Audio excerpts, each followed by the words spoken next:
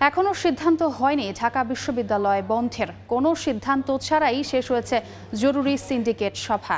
সকালে আইনশৃঙ্খলা বাহিনীর কড়া নিরাপত্তার মধ্য দিয়ে এই সভা শুরু হয়। সেখানে সিদ্ধান্ত নেওয়ার কথা ছিল কখন শিক্ষার্থীরা হল ছাড়বে। 1 ঘন্টা পর সভা শেষে বাইরে আসেন উপাচার্য সহ অন্যান্য সদস্যরা। তবে গণমাধ্যমের সঙ্গে তারা কোনো কথা বলেননি। পরে বিজিবি ও পুলিশ নিরাপত্তায় তাদের পৌঁছে দেওয়া হয় উপাচার্যের বাসভবনে। সেখানেও বৈঠক চলছে। এদিকে কোনো সিদ্ধান্ত না এলেও ভোর থেকেই হল ছাড়তে শুরু করে শিক্ষার্থীরা।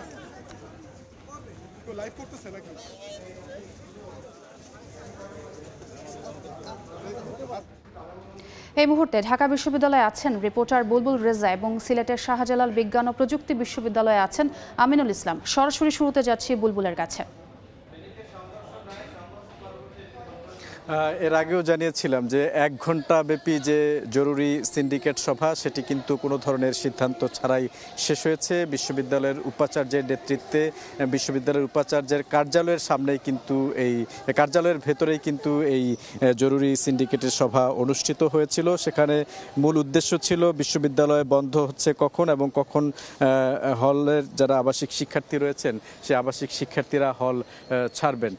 আমরা দেখেছি 1 ঘন্টা পর বিশ্ববিদ্যালয়ের উপাচার্য বের হয়ে এসেছেন, তার যে অন্যান্য সদস্যরা তাদেরকে সঙ্গে নিয়ে তারপর তিনি বিজিবি এবং অন্যান্য যে আইনশৃঙ্খলা বাহিনী এই ক্যাম্পাসে মোতায়েন আছে তাদের কড়া নিরাপত্তার মধ্য দিয়ে কিন্তু তাকে পৌঁছে দেওয়া হয়েছে তার বাসভবনে। আমরা প্রশ্ন করেছিলাম, আমরা চেষ্টা করেছিলাম জানার জন্য, কিন্তু তিনি কোনো ধরনের কথা বলতে রাজি হননি। তবে যেটুকু জানতে পেরেছি যে উপাচার্যের বাসভবনের ভেতরে একটি বৈঠক হচ্ছে, সেই বৈঠকে কয়েকজন সিন্ডিকেটের সদস্য এবং উপাচার্য সহ অন্যান্য যারা শিক্ষক নেতা রয়েছেন তারা রয়েছেন। সেখানে একটি সিদ্ধান্ত হবে, সেই সিদ্ধান্তের পর হয়তো আনুষ্ঠানিক ব্রিফিং হবে। আর কিছুক্ষণ আগে আমরা দেখেছি কোটা সংস্কার আন্দোলনকারী যারা রয়েছেন তারা কিন্তু হল থেকে মিছিল নিয়ে এসেছেন। মিছিলে থেকে তারা কিন্তু লাঠিসোঁটা নিয়ে মিছিল নিয়ে এসেছেন এবং তারা গণমাধ্যম কর্মী সহ অন্যান্য যারা রয়েছেন আইনশৃঙ্খলা রক্ষাকারী বাহিনী তাদের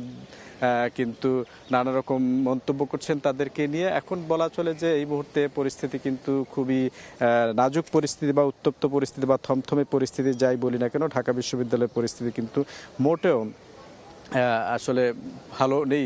যেটি আমরা সার্বিকভাবে যদি বলি, আইন শৃঙ্খলা রক্ষাকারী বাহিনী এখনও তাদের যে দায়িত্ব অর্থাৎ মোতায়েন রয়েছে, বিশেষ করে বিশ্ববিদ্যালয়ের উপাচার্যের বাসভবনে তারা রয়েছেন। এর বাইরেও বিশ্ববিদ্যালয়ের যে প্রবেশ গেটগুলো রয়েছে এই প্রবেশ গেটগুলো কিন্তু তারা রয়েছেন। তারা যেটি বলা হচ্ছে অর্থাৎ এই যে আবার তারা কেন মাঠে নেমে আসলেন এই বিষয়টি কিন্তু আসলে এখন যেহেতু বিশ্ববিদ্যালয়ে বন্ধের ঘোষণা আসেনি বা হল ত্যাগ করা হবে কোনো সেটি আসেনি, এই বিষয়গুলো নিয়ে কিন্তু এখন আমরা আছি ক্যাম্পাসে, দেখছি যে আসলে কখন নাগাদ এই সিদ্ধান্ত আসতে পারে বিশ্ববিদ্যালয় বন্ধ কিংবা হল ত্যাগের। তো আমাদের শাহজালাল বিজ্ঞান ও প্রযুক্তি বিশ্ববিদ্যালয়ে আমাদের আরেক সহকর্মী আমিনুল ইসলাম রয়েছেন, আমরা সেখানকার সবশেষ তথ্য জেনে আসবো তার কাছ থেকে। শাহজালাল বিজ্ঞান ও প্রযুক্তি বিশ্ববিদ্যালয়ে বেলা 10টার দিকে এখানকার যে সিন্ডিকেট সদস্যরা রয়েছেন তারা কিন্তু তাদের যে বৈঠকটিতে বসেছিলেন এবং প্রায় ঘণ্টাখানেক এই বৈঠকে গেল কয়েকদিনের শিক্ষার্থীদের যে আন্দোলন সেই আন্দোলন কর্মসূচি নিয়ে আলোচনা করেছেন। বিভিন্ন বিষয় উল্লেখ করে পাশাপাশি গতকাল রাতে একটি চিঠি এসে পৌঁছেছে বিশ্ববিদ্যালয়ে, যেটি বিশ্ববিদ্যালয়ের ক্যাম্পাসের বিষয়ে সার্বিক দিক নির্দেশনা এখানে ছিল। আমরা একজন প্রক্টরের সঙ্গে কথা বলতে পেরেছি, তিনি এই সভায় ছিলেন এবং তিনি বলেছেন যে সার্বিক বিষয়গুলো বিবেচনায় রেখে শিক্ষার্থীদের নিরাপত্তার বিষয়, পাশাপাশি ক্যাম্পাসের যে উত্তপ্ত পরিবেশ, সবকিছু মিলিয়ে তারা এই সিদ্ধান্তে উপনীত হয়েছেন যে আজকে বিকালের মধ্যে শিক্ষার্থীদেরকে তারা হল ছাড়ার নির্দেশ দিয়েছেন এবং যতক্ষণ পর্যন্ত এই পরিবেশ শান্ত না হচ্ছে ততক্ষণ পর্যন্ত কেন্দ্রীয় নির্দেশনা ঢাকা থেকে যে চিঠি এসেছে সেই চিঠির আলোকে তারা এখানকার শিক্ষার্থীদের শান্ত করার চেষ্টা করছেন এবং তারা বলেছেন যে এই পরিবেশ আবারও শান্তিপূর্ণ পরিবেশ না হওয়া পর্যন্ত আসলে এখন বলা যাচ্ছে না যে কবে নাগাদ এই ক্যাম্পাসে আবারও শিক্ষার্থীরা ফিরবেন। প্রক্টর বলছেন যে গেল কয়েকদিনের যে আন্দোলন কর্মসূচি, সেই আন্দোলন কর্মসূচি থেকে এখানে নানা মতের অনেকের সঙ্গে তারা আসলে কথা বলেছেন এবং তারা বলেছেন যে যতটা সম্ভব শিক্ষার্থীদেরকে তারা বুঝিয়েছেন এবং শিক্ষার্থীদের পক্ষ থেকে নানা কর্মসূচি ছিল এবং যেমনটি আজকেও রয়েছে।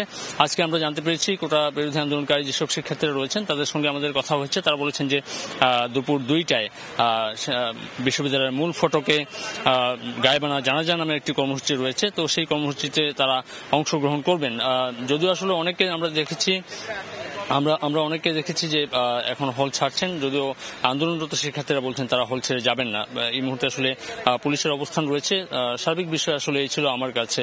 তো এই অবস্থাতে আসলে আমরা দর্শক আসলে সিলেটের যে পরিস্থিতি, সেই পরিস্থিতি যে এই মুহূর্তে আসলে আমরা এটুকু ছিল আমাদের কাছে। পরবর্তীতে হয়তো নতুন কোনো কর্মসূচি সম্পর্কে আমরা জানিয়ে দিতে পারবো।